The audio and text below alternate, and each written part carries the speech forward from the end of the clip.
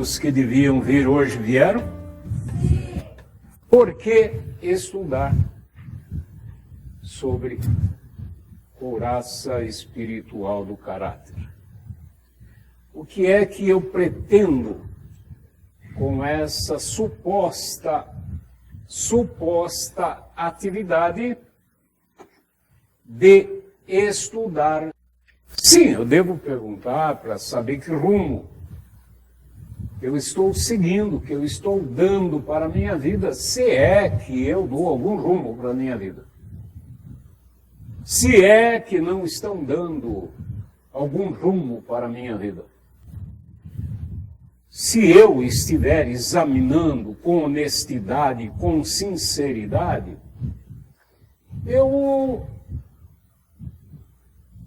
terei que examinar-me, tanto do ponto de vista consciente, como do ponto de vista da inconsciência. O que é que eu persigo conscientemente? O que é que eu persigo na inconsciência? Formulando essas duas questões, eu sei que, se eu lembrar o antecedente, princípio, que é o determinismo dos fatos mentais. Determinismo, isso significa que o indivíduo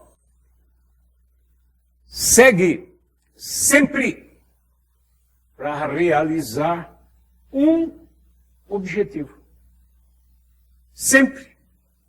Sempre, sempre pensa e age para realizar um objetivo, uma meta, um fim, um telos aristotélico. Esse determinismo a gente explicou que significa que há uma consciência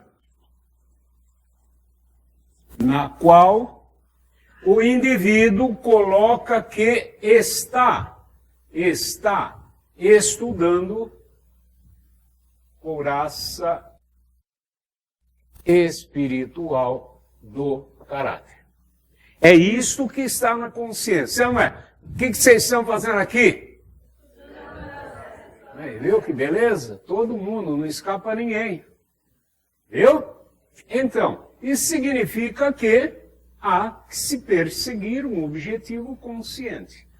Porém, o outro princípio muito importante colocado por Freud é que a consciência não é, de jeito nenhum, a parte maior da fenomenologia mental. Ao contrário, ele coloca a consciência como uma parte extremamente insignificante. Daí porque o que é consciência? A noção do aqui e do agora. A noção do aqui e agora implica na percepção do que acontece fora de mim, naquilo que eu tenho na memória, na consciência daquilo que ocorre dentro de mim, que eu sinto. Ora, o que é então consciência? É conhecimento. Porém, tem uma certa amplitude esta ideia de conhecimento. Certo?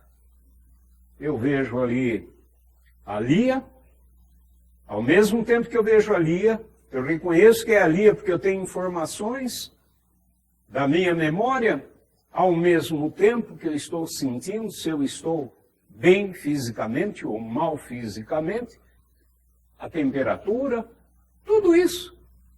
Então, consciência é a noção daqui e do agora. Porém, a gente define como conhecimento porque envolve o conhecimento de diversos fatos num dado momento. E o que é que ele chama de inconsciência?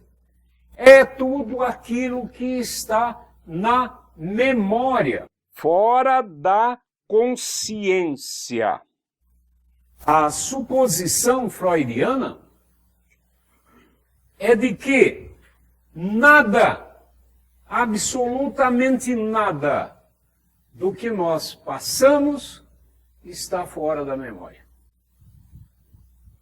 Essa é a outra hipótese tomada como um princípio para desenvolver a análise da personalidade própria e alheia. Nada é esquecido. Mas, então, determinismo é uma sucessão de causas e efeitos. Nada é sem causa. Nada é por acaso. Nada acontece na mente e com o indivíduo que não esteja dentro desse determinismo. É tudo determinado pelas causas antecedentes. Brilhante, Freud. Brilhante. Então veja. Quando eu contei a história do guarda-chuva, que você ganhou o guarda-chuva e você perde imediatamente, você pensa, puxa, esqueci, como um negócio casual. Isso que você achou que era casual, por quê? Porque você procura na memória, na consciência. E de repente tem um vazio, não há continuidade. Você lembra que chegou no bar, pediu uma cachaça? Porque é só entrar na moda cachaça, gente. Todo mundo vai tomar cachaça. Todo mundo, né? As pessoas têm caráter, personalidade, etc. e tal. Então entra no bar, toma uma cachaça, pendura o guarda-chuva no balcão, né? E aí vai embora, esquece. Então você procura lembrar o que aconteceu, cheguei, pus lá e tal. É um vazio aí. Porque, se é tudo determinado, qual foi a causa de eu ter esquecido o guarda-chuva? Você não acha. Não acha. Conscientemente você não acha. E o Freud vai dar uma explicação do determinismo inconsciente. Ou seja, você está vendo a intenção. Arrumou uma tensão muscular para agir. Então você vai verificar a sua intenção, se essa tensão era para perder o guarda-chuva. Não era. Há uma intenção inconsciente. Então, ele explica que a sua intenção era inconsciente. Este guarda-chuva me faz lembrar uma pessoa que eu detesto. E toda vez que eu pego aquele guarda-chuva, coloco no meu braço e saio, é como se eu estivesse saindo de braços dados com a pessoa que eu detesto. Sai! E essa bem ideia de rejeição, de perder o guarda-chuva. Entenderam o determinismo? Entenderam? Tem uma causa. Da mesma maneira, então, o sintoma tem uma causa. Isso é sério, gente. Isso é muito sério. Nós vamos verificar que o sintoma tem uma finalidade.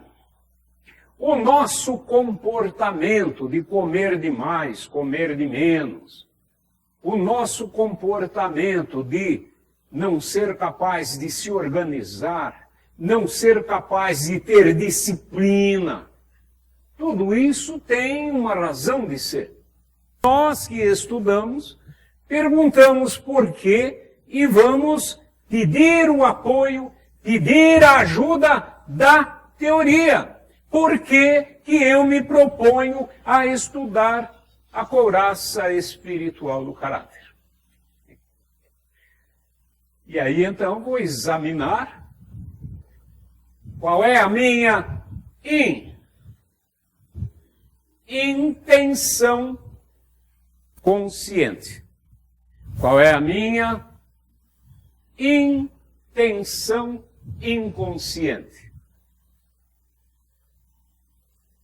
E é fácil de responder isso.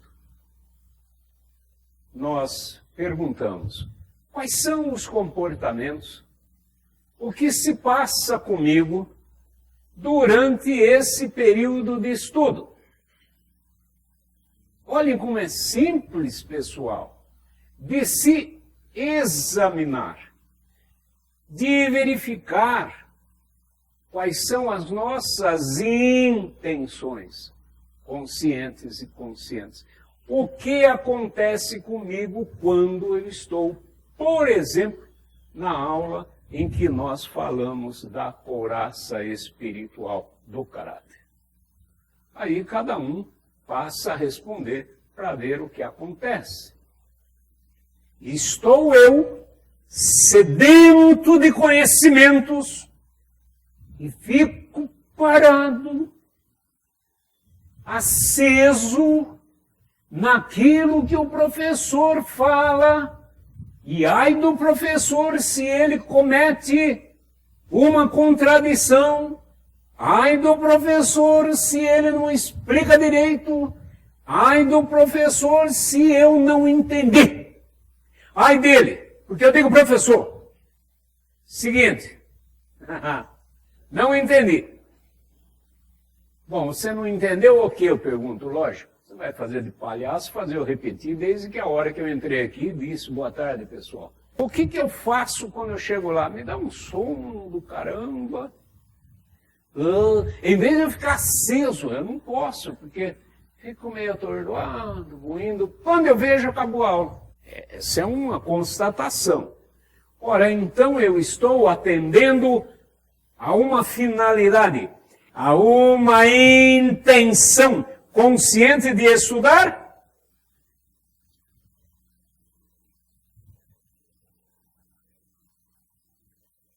Estou ou não? Não, os fatos mostram que não.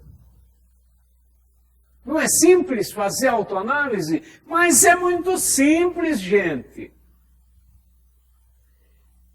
Daí você então pergunta, então, por que eu vou assistir a aula? E você pode encontrar inúmeras razões, inúmeros motivos que estão na inconsciência porque você não encara, porque você não analisa, senão não estaria na inconsciência. Viu, dona Rurico? Viu? Então é o seguinte, a hora que eu sento lá e eu sinto que relaxa, é tão gostoso dormir, pena que não me deixam, né? Pena que não me deixam, que ficam toda hora dando uns gritos lá para me acordar e tal, e eu percebo que caem na risada, e daí eu olho dos lados, eu verifico, que acho que é de mim. Então, talvez o lugar seja confortável, talvez o lugar proporcione uma condição de repouso, de tranquilidade, de segurança, que me permite adormecer com tranquilidade. Quando eu deito para dormir em casa, pode ser que não aconteça esse sono com tanta facilidade. Isso é o autoconhecimento. Você vai para lá, você vem para cá, procurando entender o processo. Então, qual é a intenção inconsciente? Estar perto de uma pessoa que está lá. Por exemplo, minha mulher. Vou lá para... E como isto acontece, pessoal? Não hoje, Hoje o grupo, as pessoas que estão aqui, é um grupo de pessoas muito seleto, mas é o que mais de comum acontecia. E a mulher vinha com o marido para poder fiscalizar, para ver se ele não estava balançando a asa para alguém daqui. O rapaz vinha para fiscalizar a mulher, para ver se não estava também com gracinha, enganando ele. E então, essa pode ser uma resposta, eu vou para acompanhar. Ou eu vou para acompanhar porque minha mulher me arrasta. Falou, se eu não for, eu largo de você porque eu não vivo com babaca. E isso também acontece. Ou, da mesma maneira, o camarada que diz, olha, vamos, porque eu não quero viver com babaca, eu quero você do meu lado, percebendo quais são as ideias que podem tornar a nossa vida mais interessante.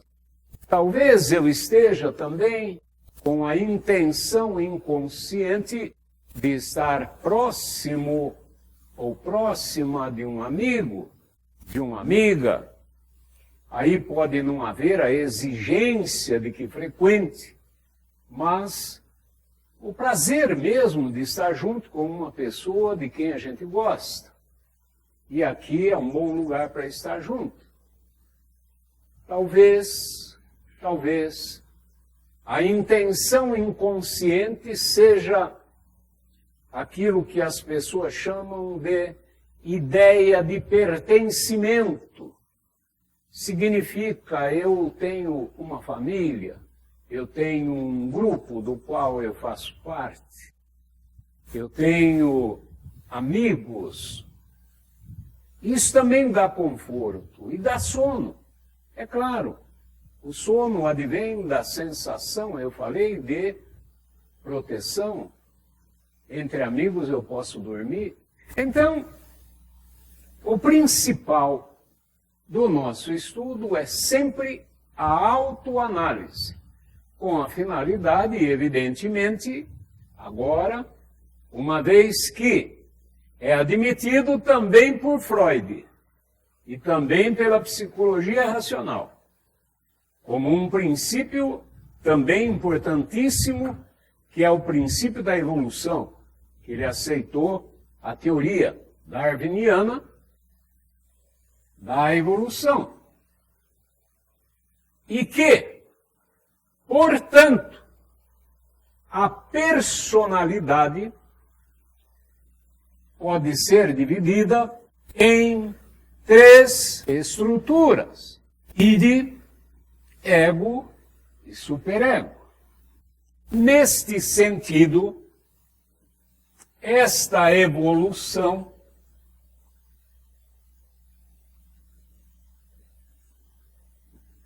e ele fala a evolução da personalidade,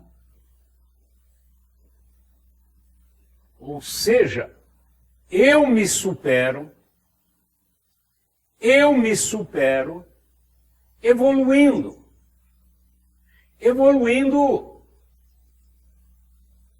emocionalmente, sentimentalmente e cognitivamente.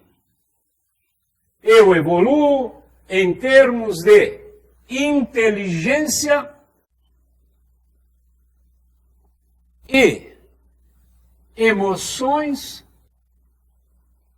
por um processo em que estas estruturas se chocam e se rearranjam de tal modo que permite que ocorra aquilo que ele chamou de sublimação. Freud era materialista, ele não demonstrava que acreditava em anjo, em coisas sublimes, celestes. Porém, ele deu o nome de sublimação, ou seja, a ideia de se tornar sublime, ou seja, se tornar melhor, com a estruturação destas entidades, id, ego e superego. O superego apresenta as regras sociais. O ego, ele é uma estrutura adaptadora. Aquilo que a gente não sabe e a gente realmente tem a intenção consciente de estudar, a gente pergunta. É ou não é, Josivalda? Tudo bem? Está dormindo? Mas a falta também, viu, Josivalda? A falta revela a intenção que não é consciente.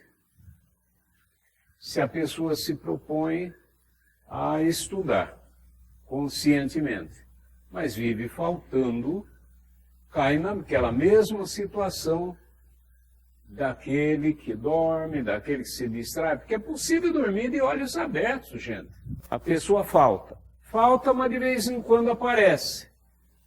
Puxa, tem que perguntar, o que acontece comigo? Eu estou querendo estudar? Não está, é mentira, porque mesmo a gente vendo todos os dias, ouvindo, assistindo, todos os dias, não fica na memória consciente. Só fica aquilo que você pratica constantemente. Aquilo que você fala. Lembra da tabuada? Você não lembra, você era muito criança, mas procura lembrar. Quantas vezes você teve que recitar a tabuada? Quantas vezes você não lembra? Todos os dias a professora fazia recitar, não sei se o método é assim hoje, mas de qualquer maneira os exercícios que são dados para que você repita uma prática. Ela não fica falando para você, como eu. Ai dela se fizesse isso. Ela ia aprender a tabuada, ia ficar boa de tabuada. Estou até vendo o Vitor menininho. Então eu dizia que o processo evolutivo é de adaptação. O ego representa aqui o eu da psicologia racional. É o eu. É aquele que decide. É aquele que sente e que pensa. Que é capaz de resolver problemas. Que tem essa capacidade. Mas se não exercita, não tem. É como músculos. Tem que exercitar, senão atrofia. Que nós, como maquininhas, como robôs, com a consciência embotada, se é que tem alguma, no sentido de avaliar, no sentido de questionar. Ora, o que nós estamos falando nessa aula? Por que eu estudo a couraça espiritual do caráter? Neste momento, eu estou procurando exercitar uma consciência, uma inteligência consciente de saber por que eu ajo, por que eu estou aqui.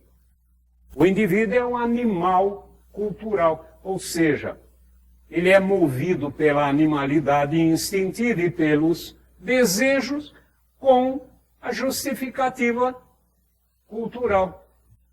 Procure verificar que essa consciência ela implica num conhecimento que se aprofunda cada vez mais, porque uma barata tem consciência, uma lesma tem consciência, a minhoca tem consciência. A questão é de nível. Qual é o tipo de consciência que eu tenho? Apenas entendendo que são as forças que operam dentro de nós. Devo fazer? Se eu fizer, eu vou transgredir regras sociais, poderão não gostar, né? então eu devo fazer aquilo que as pessoas admiram, aquilo que as pessoas gostam, aquilo que as pessoas acham que é importante. Então, tem um pessoal esperto aqui que está discutindo ética, e justamente no ponto onde coloca o seguinte: mas o que é ética? Veja a consciência desse pessoal. O que é ética?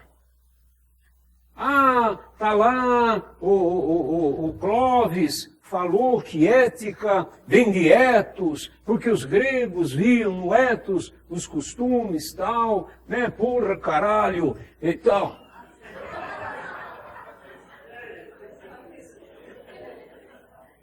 É o Clóvis. Isso porque eu não falei do Olavo de Carvalho ainda, porque é pior. É pior ainda. Então é isso. O ethos, a ética, são os costumes, são as regras adotadas pela sociedade, e o nosso pessoal, com aquela lucidez, com aquela consciência, diz: mas essas regras sociais são como as leis positivas do direito, são impositivas, me obrigam, então eu tenho que ser assim? É isso. Ora, então levanta a suspeita, levanta a dúvida e pergunta: mas se é assim, pode ter alguém por trás dessas regras, comandando meus pensamentos, meus comportamentos? E aqui não, velho. Aqui não vai rolar, porque aqui existe uma consciência que se aprimora todo dia, principalmente no sábado. No sábado, eu tenho um método de aprender dormindo.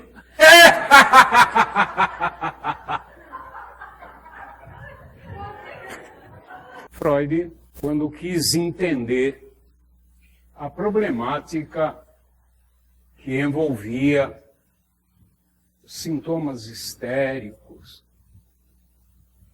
enfim, os problemas de personalidade das pessoas, ele procurou partir de alguma coisa que fosse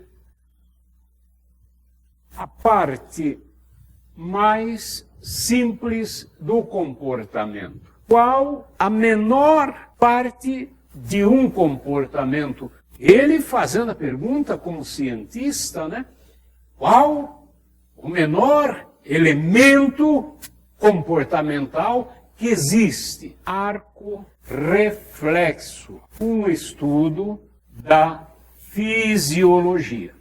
E estabeleceu, então, o modelo primário de ação. Esse centro é encarregado de providências reflexas.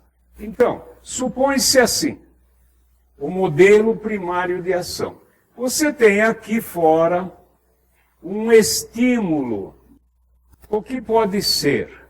Pode ser que o indivíduo tenha pisado descalço numa bituca de cigarro, aceso. A hora que ele pisou, este estímulo externo foi registrado por receptores sensórios. Não dá para o indivíduo pensar assim: puxa, pisei numa bituca de cigarro, está queimando meu pé, vou tirar o pé. Por uma vantagem adquirida geneticamente, há uma resposta vantajosa, imediata, que é dada por este centro aqui. Tira o pé. A mensagem sobe. É coisa muito rápida, viu, gente? É milionésimo de segundo. é algo muito rápido, mas a gente descrevendo didaticamente como que acontece, seria primeiro vem até aqui, vem a resposta, para depois subir para o cérebro e o indivíduo tomar consciência. Puxa, quase que eu queimei o pé. Mas quando ele toma consciência de que ele pisou no toco de cigarro, ele já tirou o pé. A resposta reflexa é mais rápida do que ele possa pensar. Essa resposta reflexa, ela em muitos casos, ela é inconsciente. Por exemplo, a pupila. Ou alguém aqui, eu não sei quem, quando vê uma moça bonita, se você examinar a pupila dos olhos dele, faz assim, aquela bolinha pequenininha, faz assim, ó, incha. Agora mostra um barbadão para ele, musculoso, faz assim, agora inventa isso. E daí tem uma garota aqui, que eu não sei quem é, também não vou dizer quem, que é o inverso. Quando vê o garotão, a pupila faz, dilata, e quando vê a moça bonita,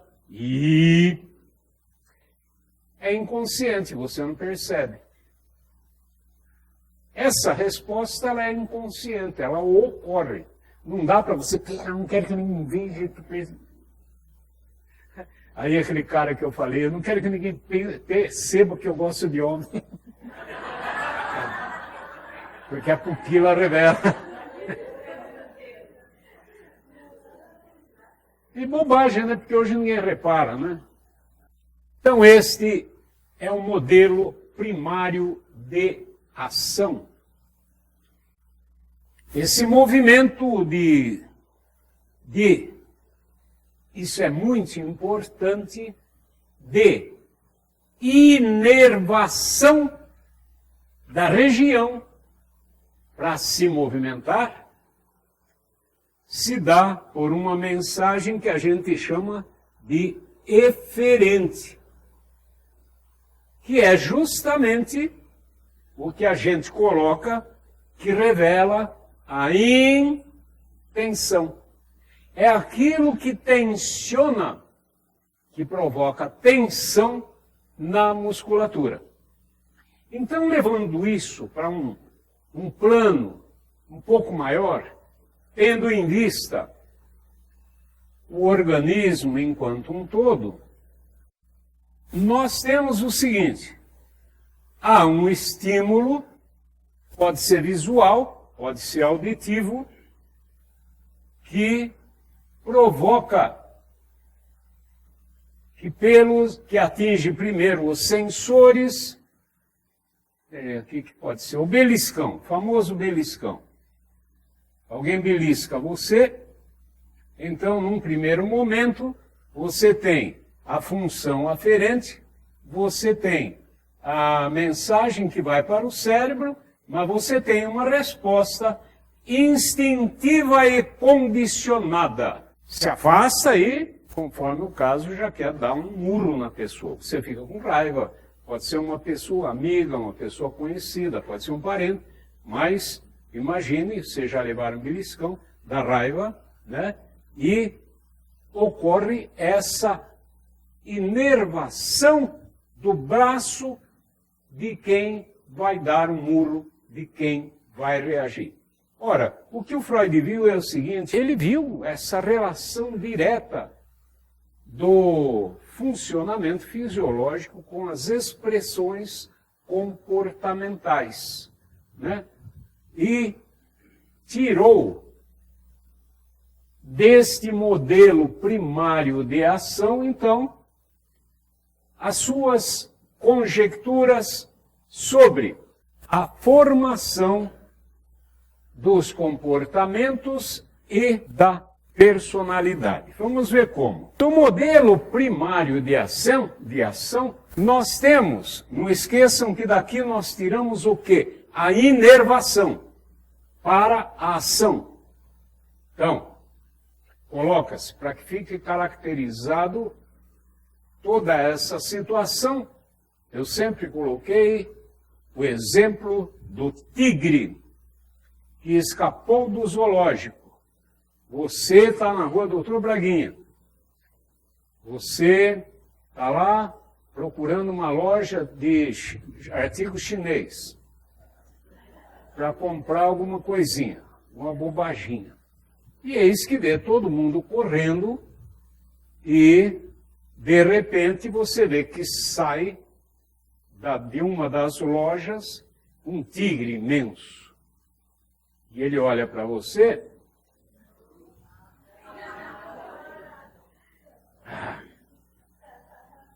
O estímulo é o tigre que você vê.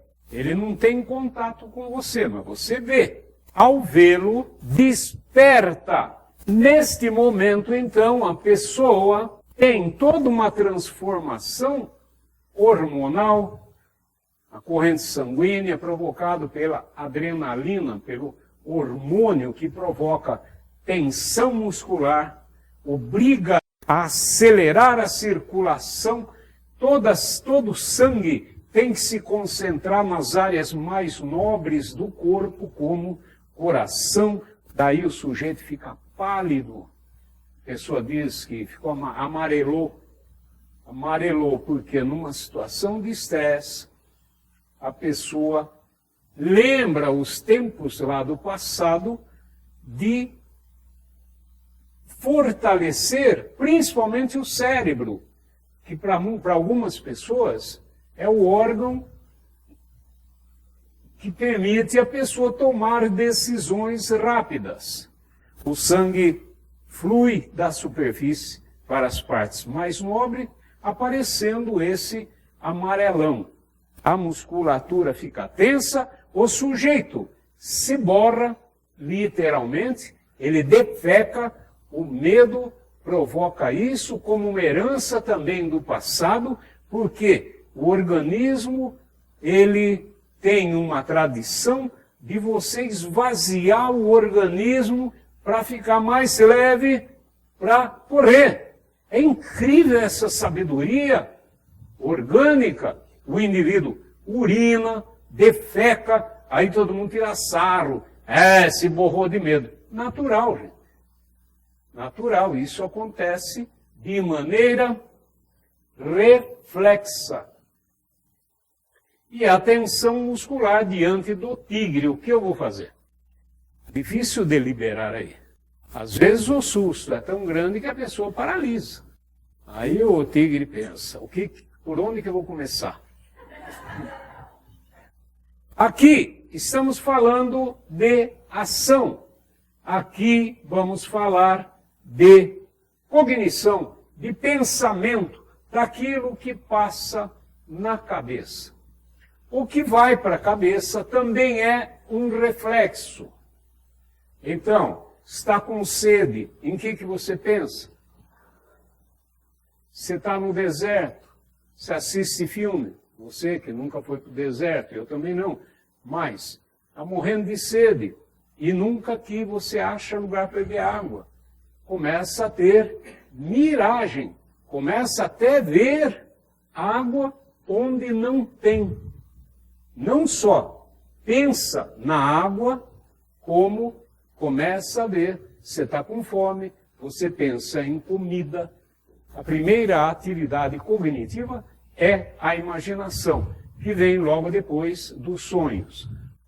Tem o estímulo, acontece tudo aquilo que eu falei do ponto de vista corporal, e também vem no pensamento a imagem do que fazer. Já é o pensamento que surge diante de um estímulo qualquer. Na aula passada, eu falei sobre o Nietzsche, de viver o presente, que é o amor fati. Relembrando, o passado não existe, vocês sabem, não existe na realidade, o passado só existe na memória do sujeito.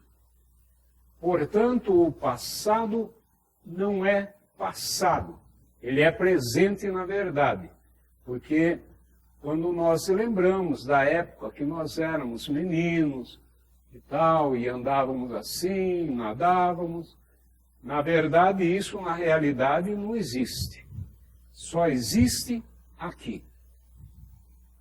O futuro da mesma maneira, eu vou comprar um carro, daí eu vou andar com um carro aí pela cidade e tal, vou viajar para tal lugar, também não existe, só existe aqui. Entendido isso? No tempo, só tem uma coisa que existe. Já passou. Já passou.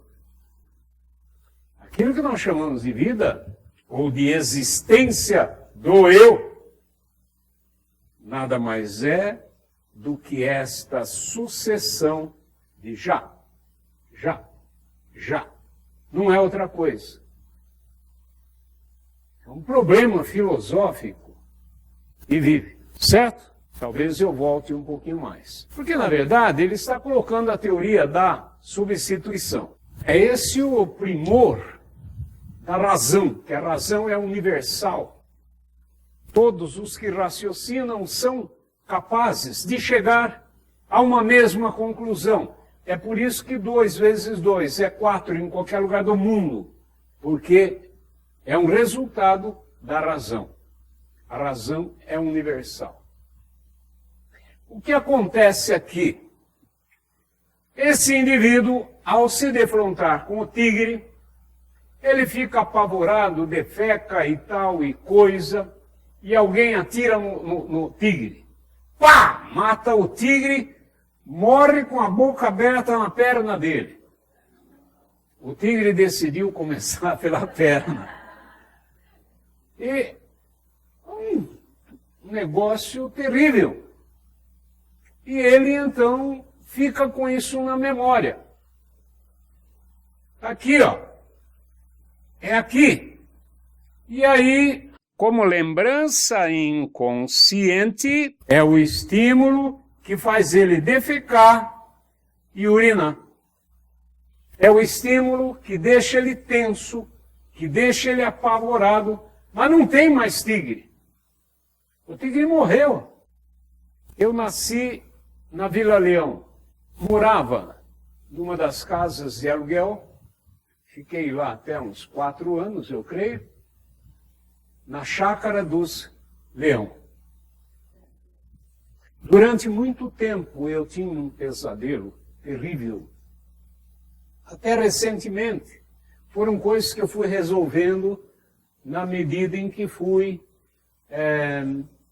ganhando consciência.